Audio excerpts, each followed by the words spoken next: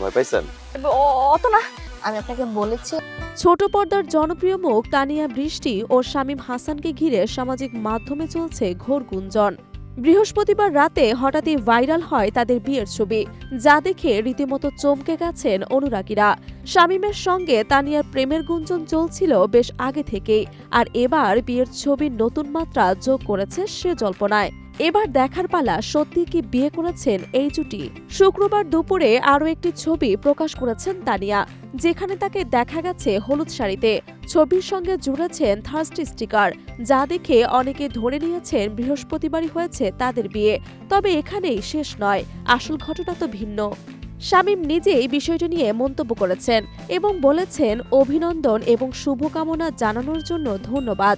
সত্যি বলতে এটি কোনো বাস্তব বিয়ের ছবি নয়, বরং এটি নাটকের শুটিংয়ের দৃশ্য।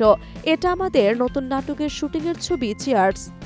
এটি শোনার পর অনেকেই বলেন, আগেই অনুমান করেছিলাম এটি নাটকের অংশ, তাই তো অভিনন্দন জানাইনি।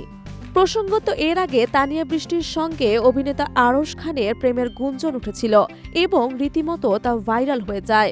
তবে তারা কখনো তা স্বীকার করেনি। পরে তাদের মধ্যে দূরত্ব বাড়লে শামীম হাসানের সঙ্গে তানিয়ার সম্পর্ক নিয়ে গুঞ্জন আরও চড়া হয়ে ওঠে।